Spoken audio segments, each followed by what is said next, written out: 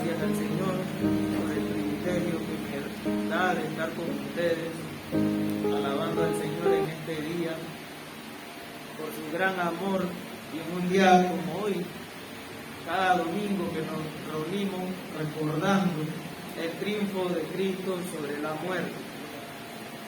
Vamos a, puestos en pie, a abrir nuestras Biblias en el libro de Proverbios, capítulo 16, versículo 7.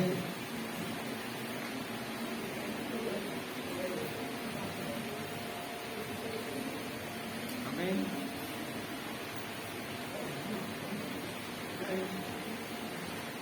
Proverbios 16, 7.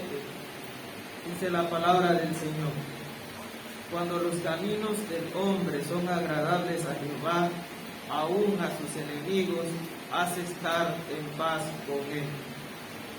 Estemos orando. Padre eterno, Señor todopoderoso, alabamos y bendecimos tu santo nombre.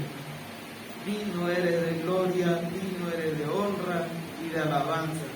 Te rogamos, Señor, que a través de este pasaje tú nos permitas ver la luz del Evangelio. Señor, que tu nombre sea exaltado y podamos reconocer cuán grande eres tú, Señor, cuán grande es tu misericordia, cuán grande es tu amor, oh Padre nuestro, y el misterio que tú nos has mostrado, el misterio del Evangelio, Dios, para que lo conozcamos y lo valoremos. En el nombre de Jesús, que esta palabra que vamos a escudriñar hoy sea para fortaleza, edificación y exhortación de cada uno de nosotros, para la gloria y honra de tu nombre. Gracias, Dios nuestro. Amén. Amén. El título que le puse a este sermón es ¿quién es este hombre? ¿Ok? Ese es el título que le puse. Y para analizar este pasaje, quiero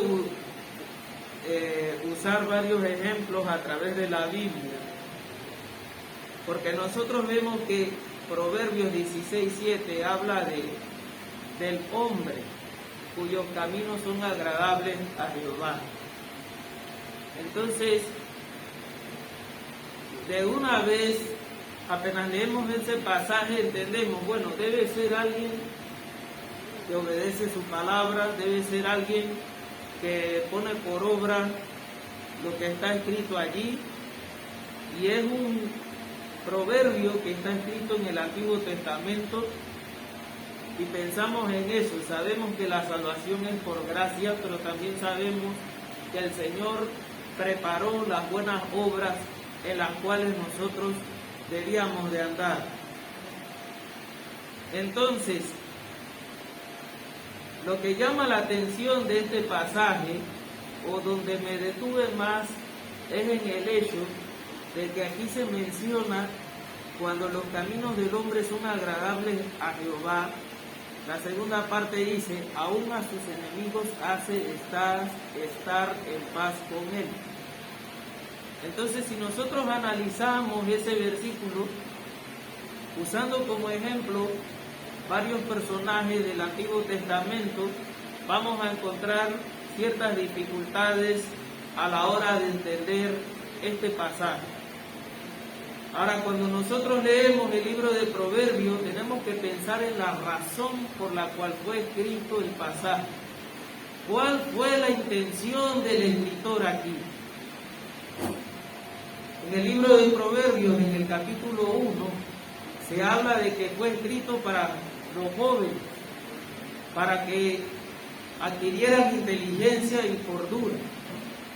Dice que el sabio se haría más sabio. Pero ¿qué nos enseña Proverbios 16:7? Si pensamos enseguida, que si tú haces la voluntad de Dios, no vas a tener problemas con tus enemigos. Nadie se va a meter contigo. Entonces tendríamos que pensar en el apóstol Pablo. ¿Por qué lo apedrearon? ¿Por qué naufragó? ¿Por qué tantos problemas? ¿Por qué Pedro fue azotado? ¿Por qué Esteban fue apedreado? Realmente Proverbios 16:7 quiere enseñarnos eso a nosotros. Haz la voluntad de Dios para que nadie se meta contigo. A veces, si analizamos este pasaje, nos damos cuenta de otras cosas que están implícitas en este pasaje. Que alguien que agrada a Dios puede tener enemigos. A veces se oye vergonzoso decir, no, yo no tengo enemigos, yo soy cristiano, los cristianos no tienen enemigos. Pero aquí Proverbios 16:7 dice que un hombre cuyos caminos son agradables a Dios tiene enemigos. Pero dice que aún sus enemigos los hace estar en paz con Él. Entonces vamos a analizar estos personajes que les voy a mencionar. Vamos a ver a Enoc, a Noé, a Abraham, a David, a Job y a José. Así que estoy tratando de utilizar las personas más representantes, o que en algún momento se habló de su integridad o de que fueron conforme al corazón de Dios. Entonces, vamos a ver si Enoc encaja con la descripción de Proverbios 16:7. Enoc, dice la Biblia que caminó pues Enoc con Dios y desapareció. Y desapareció porque le llevó Dios. Génesis 5:24.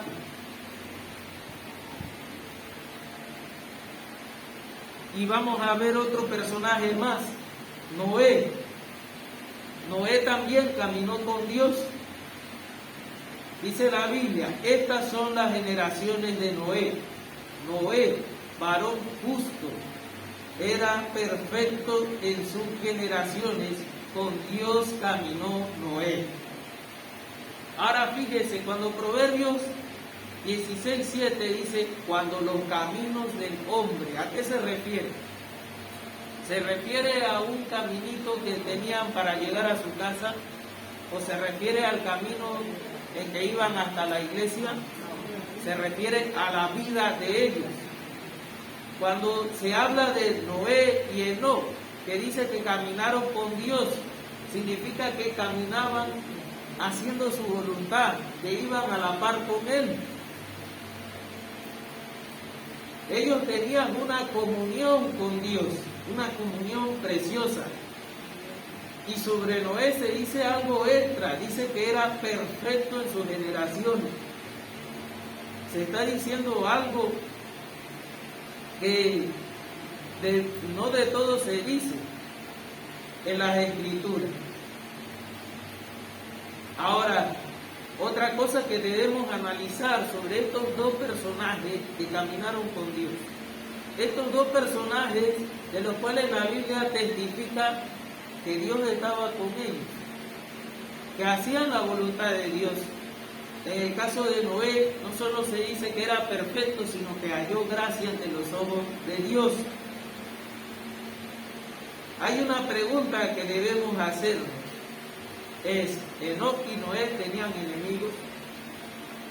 Proverbios 16:7 dice que cuando los caminos del hombre son agradables a Jehová, aún a sus enemigos hace estar en paz con él.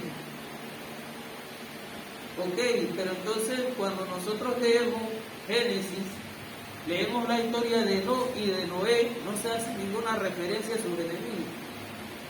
¿O sí? Quizá de manera implícita, pero no leemos de una manera explícita y directa los enemigos de Noé, así y asá, o los enemigos de Enoc, así y asá.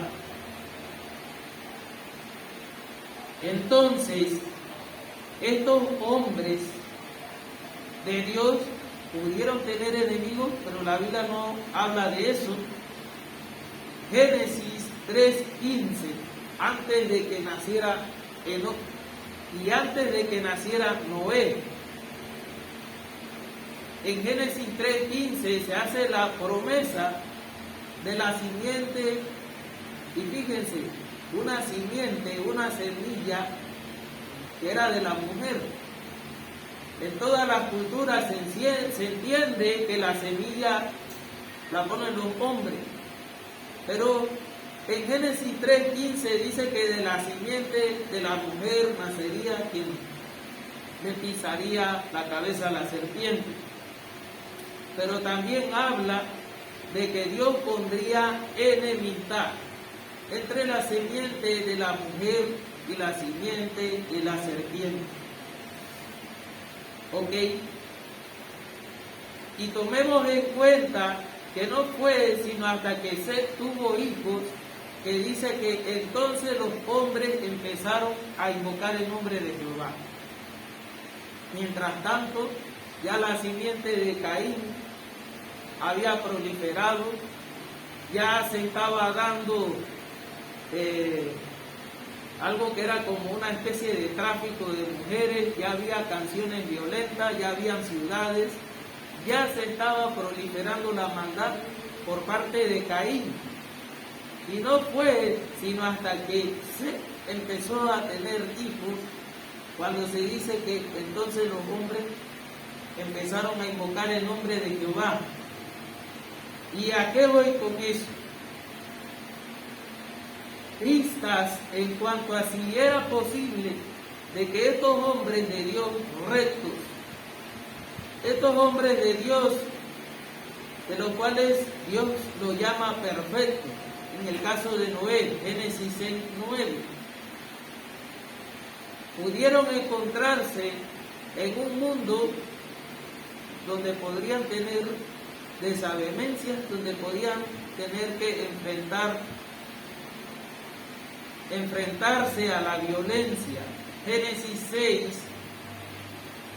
versículos 11 y 13, dice que habían valientes, pero fíjense, estos valientes eran los hijos que le nacieron a los hijos de Dios. Generalmente nos enfocamos en la parte que dice que nacieron gigantes, pero se nos olvida que la Biblia habla de una enemistad que iba a haber entre la simiente de la mujer y de la serpiente. Ahora, ¿qué ustedes creen? La Biblia dice que la tierra estaba llena de violencia y los hijos de Dios se iban a extinguir debido a la violencia. Se iban a extinguir porque es malo que los cristianos vayan a la guerra. Se iban a extinguir porque hay que poner la otra mejilla. Y como ya lo hemos explicado en otros estudios, entenderlo de esa forma es una mala interpretación. ¿Qué es lo que la Biblia enseña sobre estos varones de renombre que existieron en el tiempo en que la tierra estaba llena de violencia? Vamos a leerlo.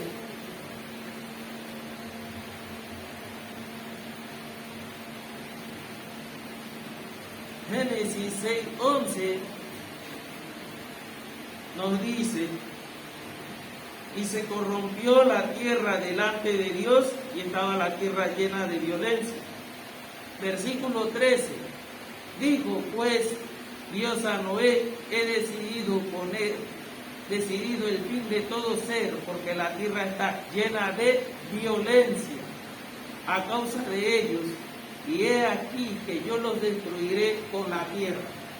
Ahora, cuando ustedes ven eso, leen esto, podemos tener una idea de qué es lo que significa violencia y qué es lo que representa el versículo 4 en este capítulo. Porque dice el versículo 4, había gigantes. Y fíjese que en los otros pasajes de la Biblia donde se habla de gigantes se hace referencia a su tamaño. Pero aquí no se hace referencia a ningún tamaño de estatura. Así que, por mi parte, Soy de los que puede interpretar que la palabra gigante es usada en forma figurada para referirse a personas de renombre, como se menciona al final del versículo, que se atrevieron a enfrentarse a la maldad, a la violencia que había en ese tiempo.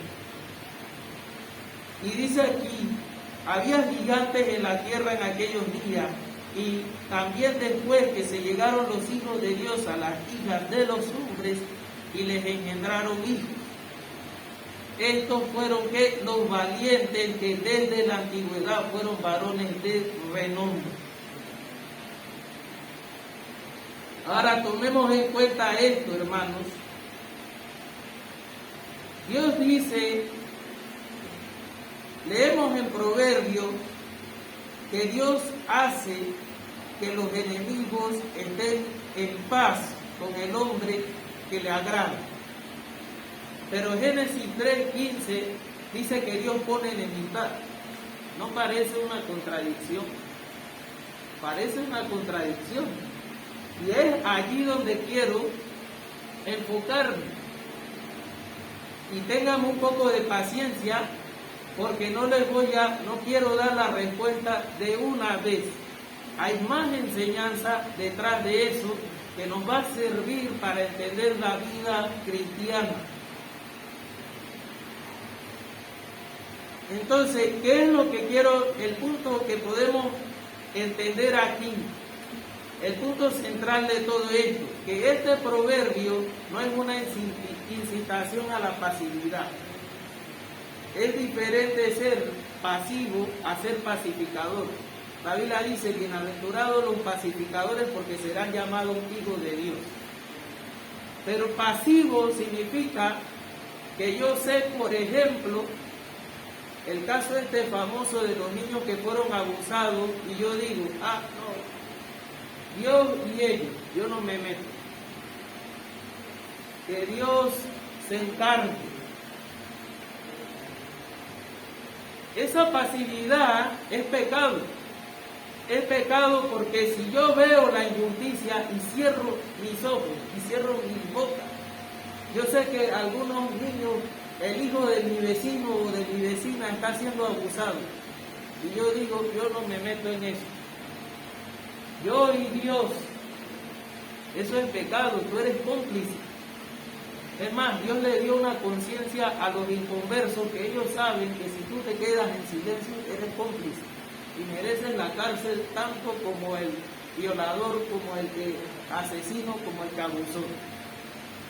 Ahora, estos hombres de Dios del pasado no eran pasivos, no eran gente que se quedaban con las manos cruzadas mientras veían la injusticia.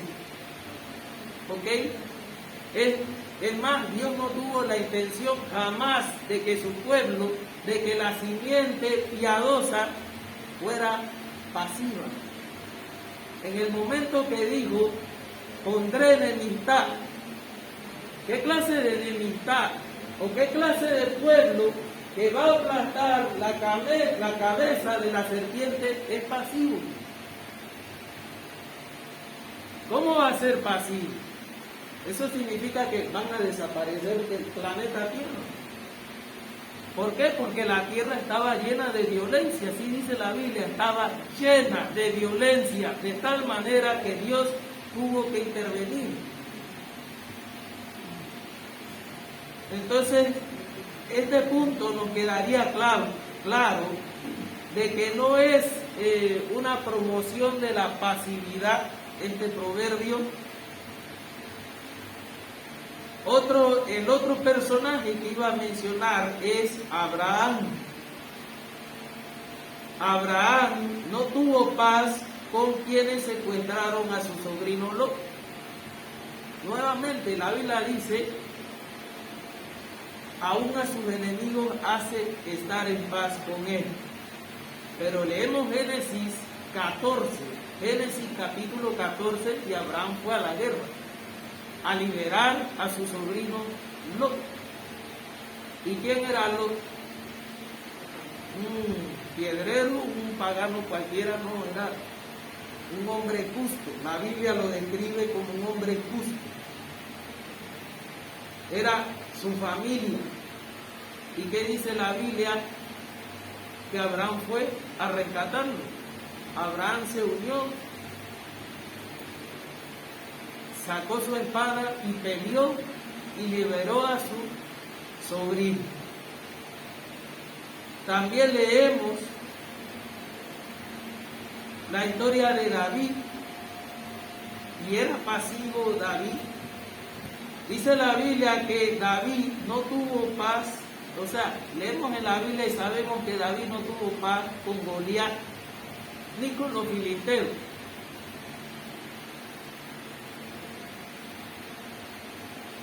Lo vemos en 1 Samuel capítulo 17.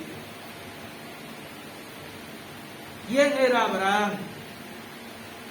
Este personaje del que estamos hablando. En el libro de Isaías, capítulo 41, versículo 8, Dios le llama amigo. Dios le llama amigo a Abraham. Pero Abraham en algún momento tuvo que levantarse con la espada. ¿Quién era David, ese que peleó y derramó sangre? Primera de Samuel, capítulo 13, versículo 14, dice que David era un varón conforme al corazón de Dios. O sea que su caminar le agradaba a Dios. Era conforme a lo que Dios quería, pero no tenía paz con los filisteos.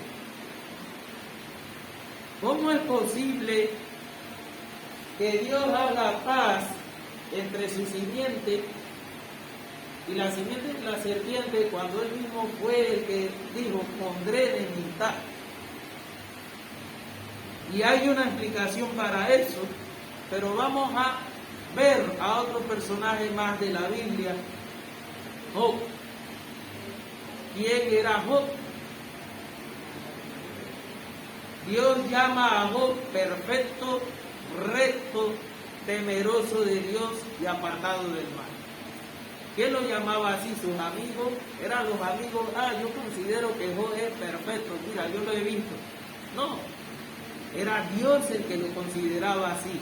Aquel que no lo pueden engañar, aquel que escudriña la mente y el corazón, que lo conoce todo, el Dios todopoderoso que lo sabe todo, dijo, este hombre es perfecto, recto, temeroso de Dios y apartado del mal. Ahora, ¿por qué lo menciono? No, porque vino un huracán y destruyó todo lo que tenía, no. Vamos a analizar bien esto. Job 1:1b, la segunda parte del versículo, le llama perfecto. Job 1:1:8, nuevamente se le llama perfecto, temeroso de Dios y apartado del mal. Pero ¿qué es lo que cabe destacar aquí? Job no tuvo paz con los enemigos que aparecieron de repente, porque Dios permitió que los sabeos mataran a sus criados. Job 1:15. ¿Quién eran los sabeos? Posiblemente un pueblo al suroeste de Arabia, en la actual Yemen. Llegó un ejército del sur de Arabia y arrasó con lo que tenía. Y no solo eso, parece que hubo una fiesta allí. También vinieron los caldeos del otro lado, de dos bandos distintos, y robaron sus posesiones y mataron, parece que a los criados que quedaban. Job 1:17. Es como cuando en Japón tiraron la primera bomba atómica y no fue suficiente, tiraron otra de nuevo para rematar. Bueno, esto no le pasó a un pueblo japonés, le pasó a un hombre que era perfecto. La Biblia, Dios testifica que era perfecto, temeroso de Dios, apartado del mal. El siguiente personaje es José. ¿Quién era José? un joven de 17 años, amado de su padre, único de su madre. Este joven, al cual Dios le revelaba cosas en sueños, este joven del cual no se habla tacha alguna acerca de él. La Biblia no menciona nada en contra de José. Pero ¿saben qué? José no tuvo paz con sus hermanos. Y este caso es peculiar. ¿Por qué? Porque estamos hablando de paz, no con gente de afuera, no con sus hermanos, la simiente del pacto. Todos sus hermanos eran mayores que él. Y dice la Biblia en Génesis 37:4, le aborrecían y no podían hablarle pacíficamente. Entonces, ¿qué nos quiere decir este pasaje de Proverbios, capítulo 16, versículo 7? José tenía falla alguna, de acuerdo a lo que relata el pasaje, no se menciona nada en contra de José. Se considera a José un tipo de Cristo. Pero ¿saben qué?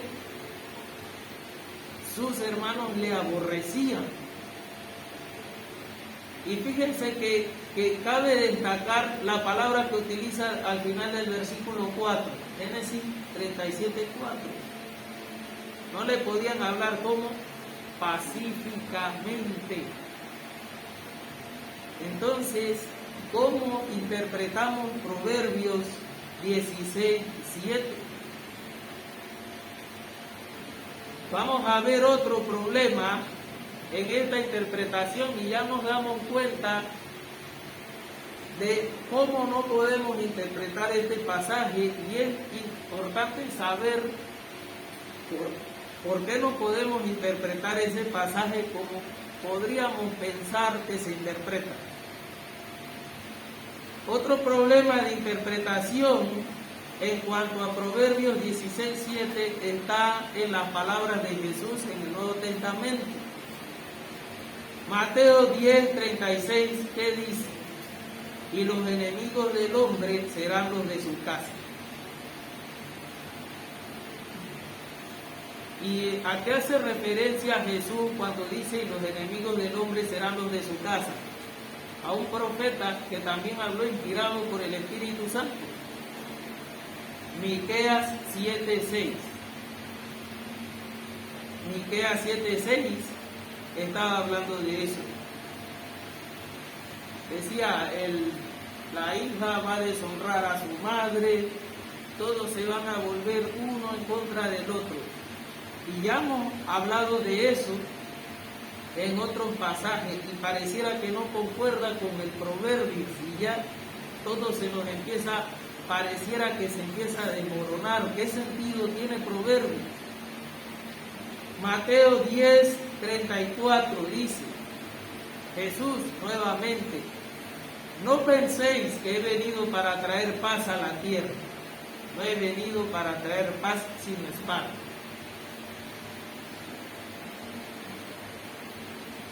No he venido para traer paz sino espada. Y entonces, ¿dónde dejamos la segunda parte de Proverbios 16:7? Aún a sus enemigos hacen estar en paz con él. Ok, vamos a ver otro problema extra, hermanos, antes de dar la respuesta a este versículo. Si ya nos pareció duro el hecho de que los justos sufran, si ya nos parece duro el hecho de que los cristianos van a ser perseguidos hasta la muerte, que tu familia se va a volver en contra tuya a causa de tu fe, que eso era lo que hablaba Jesús. Los enemigos serán los del hombre, serán los de su casa. Si ya eso parece duro, vamos a ver un problema extra. Los hijos de Jacob, Simeón y Leví, Ahora, ¿quiénes eran estos? Simeón y Leví. Ustedes recuerdan ese pasaje de la Biblia donde Simeón y Leví planificaron con engaño cómo vengar a su hermana, ¿verdad? Y nosotros podríamos pensar, no, pero ellos hicieron justicia. Eso fue de parte de Dios. Quizá nosotros por nuestra cultura entendemos como que, hicieron algo malo, no, pero si lo analizan bien, ellos hicieron, Dios los movió a hacer eso. Generalmente, cuando una persona que no conoce al Señor peca, tiende a justificar su pecado en vez de arrepentirse. O cuando alguien va a escribir acerca de los padres de la patria, los fundadores de la patria, siempre lo pintan lo más bonito. Pero fíjense aquí, hermanos, ¿qué dice la Biblia acerca de los patriarcas de dos de las 12 tribus? Vamos a ver Génesis capítulo 49, versículos 5 al 7. Vamos a ver si eso era de parte de Dios, algo que Dios aprobaba. Dios aprobó que ellos hicieran esa venganza como la hicieron. Aquí estaba Jacob bendiciendo a sus hijos, o hablando de parte de Dios, profetizando acerca de ellos, y dice: Simeón y Leví son hermanos. ¿Cómo les llama? Armas de justicia, ¿no? Armas de iniquidad son sus armas. Armas de iniquidad sus armas.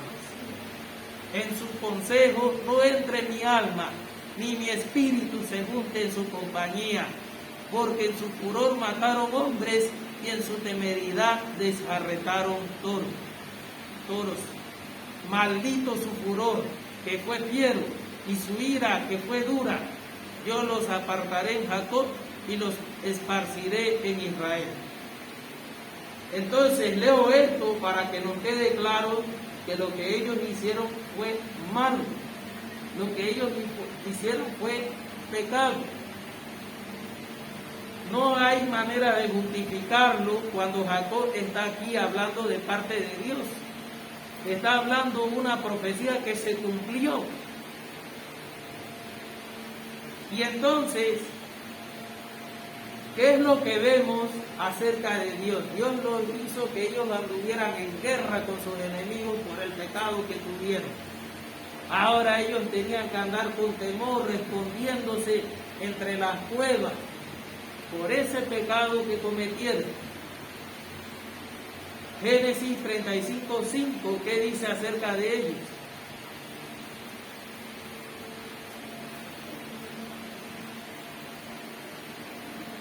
Y salieron, y el terror de Dios estuvo sobre las ciudades que había en sus alrededores, y no persiguieron a quién, a los hijos de Jacob. O sea que hicieron algo malo y Dios los cuidó, Dios los guardó. Dice, el temor de Dios, el terror de Dios estuvo sobre las ciudades que había a sus alrededores. Ahora, hay que aclarar este punto antes de dar la respuesta. La razón por la cual Dios los guardó, vamos a leerla directamente para que sea la Biblia la que aclare y no yo. Génesis 15:5. Está Dios hablando con Abraham y dice, y lo llevó fuera y le dijo, mira ahora los cielos y cuenta las estrellas, si las puedes contar. Y le digo, así será tu descendencia. Esa es una promesa de Dios. Ahora Génesis 17:7.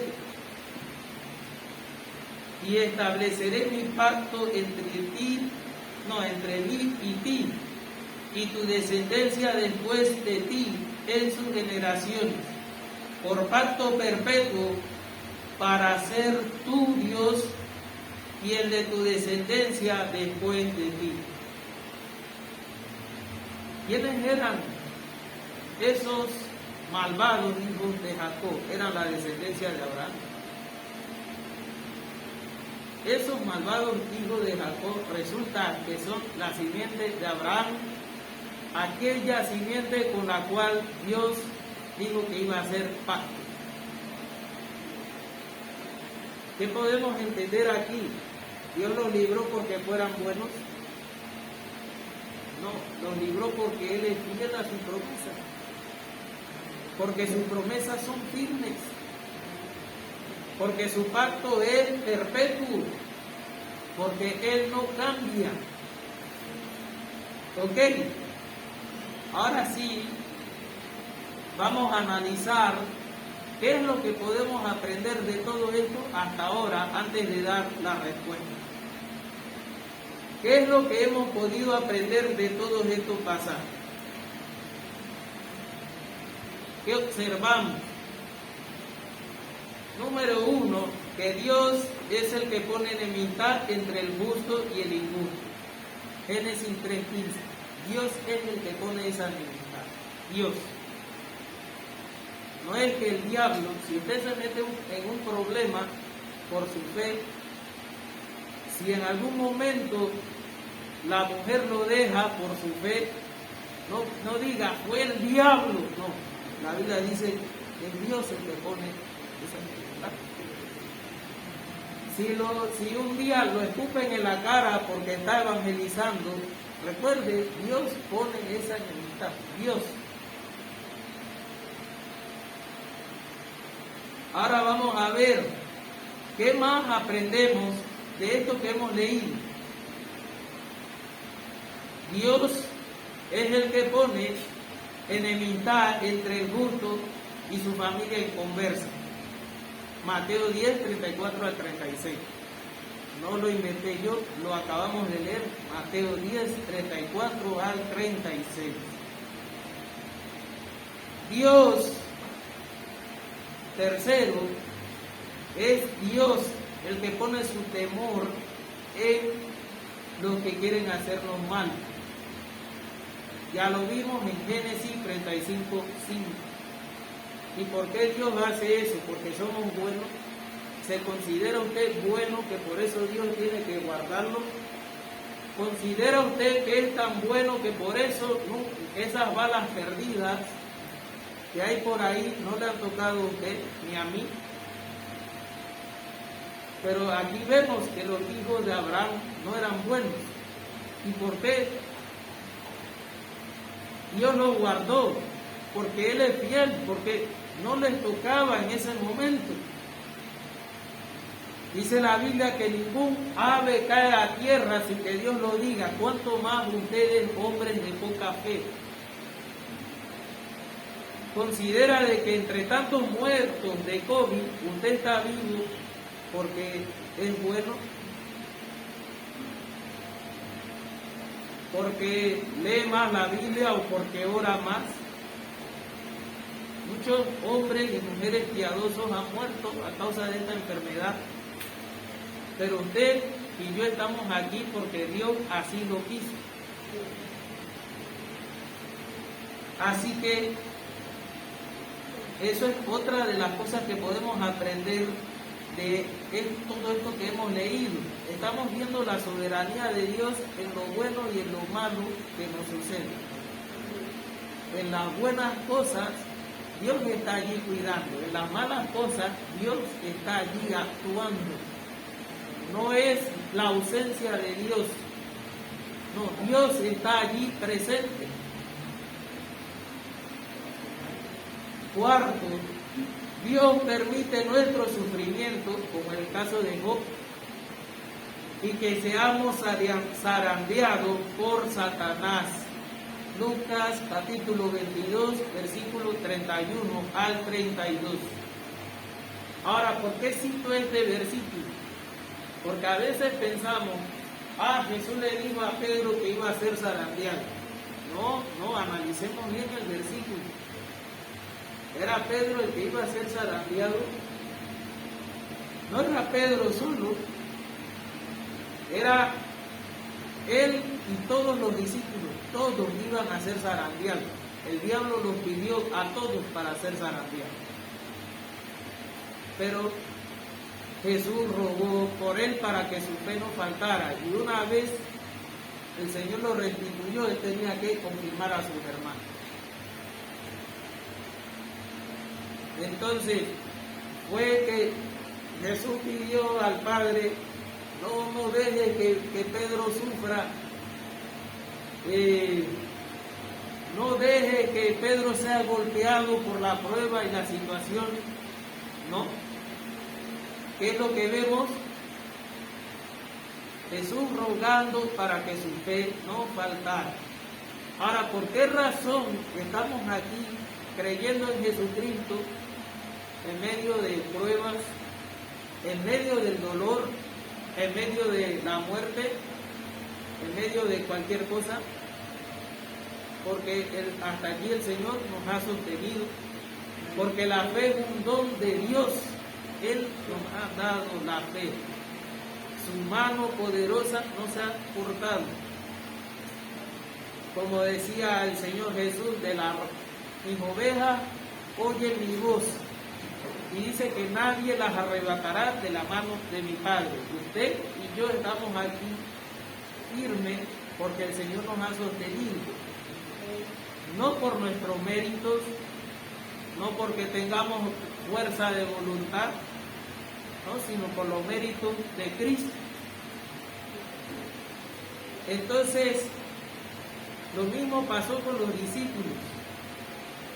Ninguno de ellos, excepto el hijo de perdición, ninguno de ellos se perdió.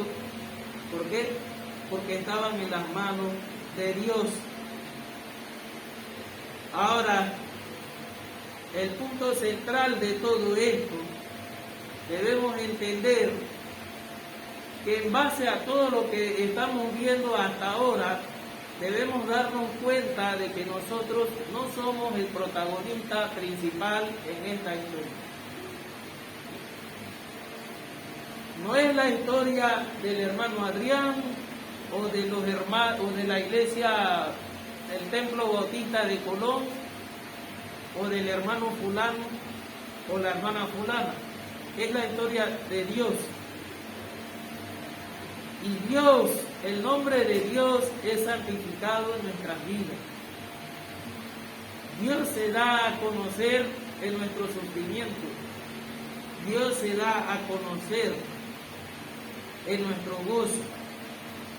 Dios se da a conocer guardándonos. Amén. Pero la historia es de Dios.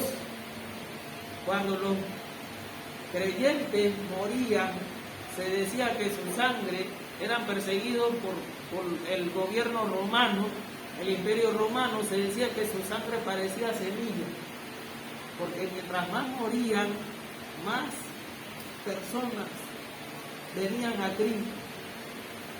Y el nombre de Dios, el reino de Dios avanzó sin la fuerza de espadas, sin la fuerza de jabalina, porque este es el reino de Dios y ningún hombre va a tener mérito alguno en el avance de este reino. Entonces, volvemos a la pregunta del inicio, la pregunta del título de esta enseñanza, de este sermón. ¿Quién es el hombre de este pasaje? Y este hombre es Jesucristo. No puede ser Abraham, no puede ser Enoc, no puede ser Noé, no puede ser ninguno de ellos. Y vamos a ver por qué. Primera de Pedro, capítulo 2, versículo 22. Primera de Pedro, capítulo 2, versículo 22. ¿Qué nos dice?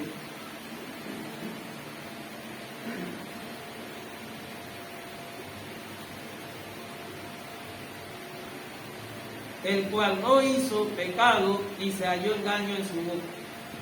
Ahora, si nosotros vemos el contexto de este pasaje, quizás nos desviemos del punto,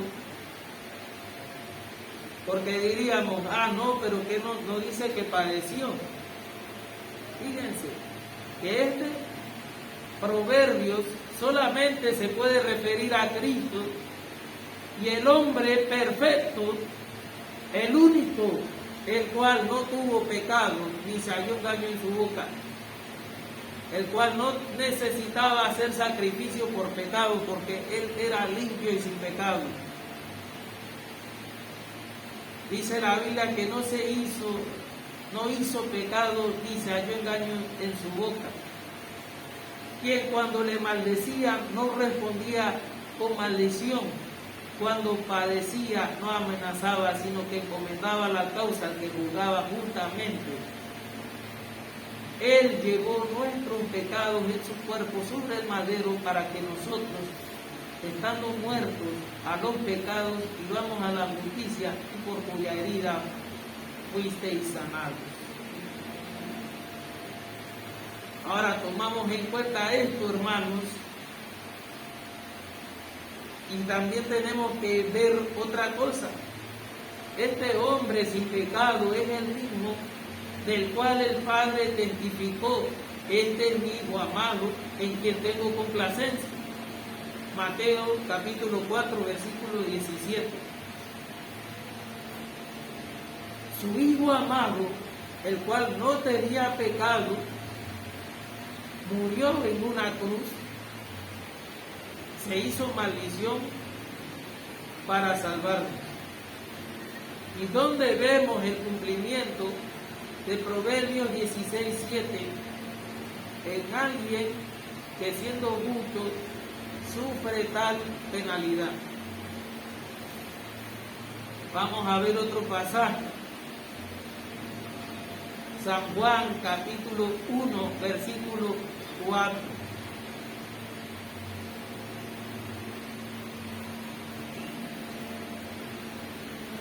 Juan capítulo 1, versículo 4. Aquí está hablando de Jesús, todavía nuevamente dice: en él estaba la vida, y la vida era la luz de los hombres. Vamos al versículo 9. Aquella luz verdadera que alumbra a todo hombre venía a este mundo. En el mundo estaba, y el mundo por él fue hecho, pero el mundo no le conoció. ¿Qué vemos aquí? Jesucristo, este hombre, era que la luz del mundo. Este hombre, en este hombre estaba la vida, y esta vida era la luz de los hombres. ¿Ok? Nos queda claro eso. Nos queda claro este punto. En Cristo estaba la vida.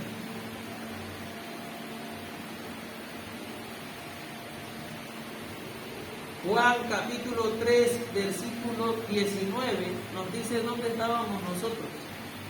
Ok, Él es perfecto, Él es bueno, pero ¿cómo se cumple esto en Él si Él sufrió?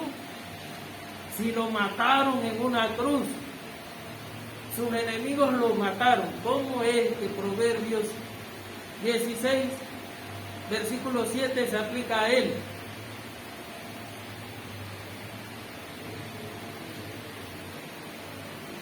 Génesis 3, versículo 19 y 20.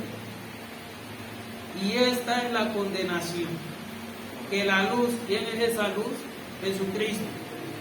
La luz vino al mundo, y los hombres, se refiere a la humanidad completa, los hombres amaban más las tinieblas que la luz, porque sus obras eran malas. Cuando él dice los hombres, ponga su nombre y su apellido allí. Ponga su apellido y su cédula para que no piensen, no, esos hombres eran Adrián Tejada. no Rodríguez, Tejada, de allá.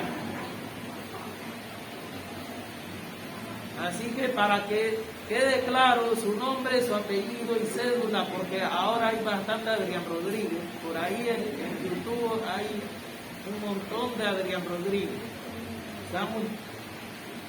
Y entonces miren esto. Dice aquí, esta es la condenación, que la luz vino al mundo y los hombres amaron, o sea, nosotros amamos más las tinieblas que la luz, porque sus obras eran malas. Esa palabra de que amaron más las tinieblas que la luz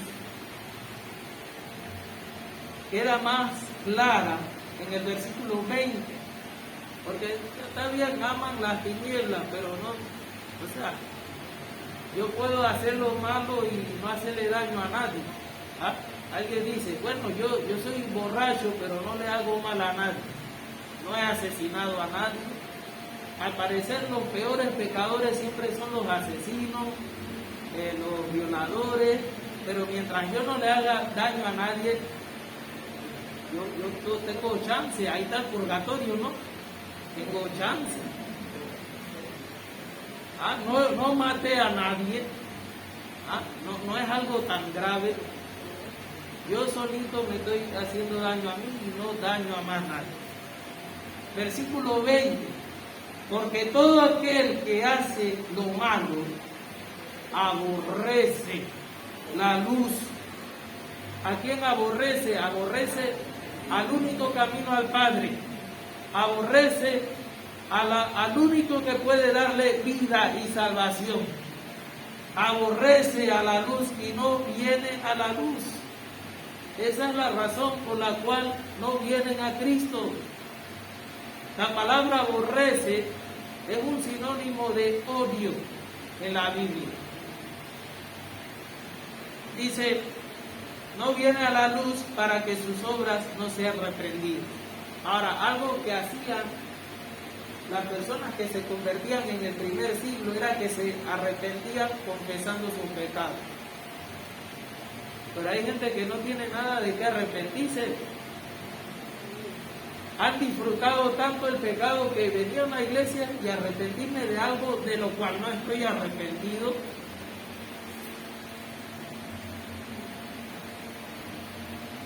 Y entonces en ese grupo no están esa gente de la que estoy hablando. En ese grupo estamos todos nosotros, estábamos allí. Y Romanos 3:23 dice, por cuanto todos pecaron, fueron destituidos de la gloria de Dios. ¿Qué significa la palabra todos en griego? Me dio risa cuando un pastor dijo, hermano, ¿saben qué significa la palabra todos? Todos. O sea, usted y yo, todos nosotros estábamos allí. Enemigos de Dios, aborrecedores de Dios. Así que cuando Proverbios 16:7 dice, aún a sus enemigos hace estar en paz con él, se estaba refiriendo a nosotros. Nosotros, enemigos de Dios. Nosotros, aborrecedores de la luz. Entonces, si nosotros éramos aborrecedores de la luz, no queríamos saber nada de Cristo, ¿cómo es que estamos aquí? ¿Cómo es que estamos perseverando? Ahora tiene sentido Proverbios. Ahora tiene sentido este Proverbios porque dice, ¿quién es el personaje principal en Proverbios 16:7? Jehová. ¿Por qué? Porque dice, cuando los caminos del hombre son agradables a Jehová, Jehová hace que sus enemigos estén en paz con él. Es Jehová el que hace que sus enemigos estén en paz con él. ¿Y dónde lo vemos aquí en la Biblia? Juan capítulo 6, versículo 37. Juan 6:37 dice, es Jesús hablando aquí, todo lo que el Padre me da, vendrá a mí, y el que a mí viene, no le echo fuera. Usted y yo hemos venido a Cristo, arrepentidos de nuestro pecado, confesando nuestros pecados, abandonando la vida vieja. ¿Por qué? Porque el Padre nos dio a su Hijo. Versículo 65 del capítulo 6. Y dijo, ¿quién dijo? Jesús. Por eso os he dicho que ninguno puede venir a mí si no le fue dado del Padre. Así que, ¿quién es el que nos hace venir si no podemos venir a Cristo? Dios el Padre. Dios el Padre es el que nos llama. Dios el Padre es el que nos toma. Dios el Padre, por medio de su Espíritu, nos convence de pecado, de justicia y de juicio. Dios es el que transforma ese corazón de piedra y lo hace de carne. Dios es el que ha hecho que nosotros, siendo enemigos de Dios, hijos de ira, hijos de perdición, estuviéramos en paz con Cristo. Amén. Y damos gracias a Dios por Jesucristo nuestro Salvador. Damos gracias a Dios porque siendo enemigos hemos sido adoptados, hemos sido regenerados, hemos sido transformados por la obra de su Hijo amado, no por mérito alguno que tuviéramos, sino por el puro afecto de su voluntad, como dice la Biblia, no por obras para que nadie se gloríe. Usted no puede decir, no, es que yo era muy bueno, yo era perfecto, no me estás viendo. No puedes decir eso. Somos conscientes de nuestra pecaminosidad por el simple hecho de que el día que nos convertimos porque el Espíritu nos convenció del pecado. Eso es lo que hace el Espíritu de Dios, convence al mundo de pecado. Usted y yo hemos venido a Cristo, no porque nos prometieron que íbamos a ser prosperados,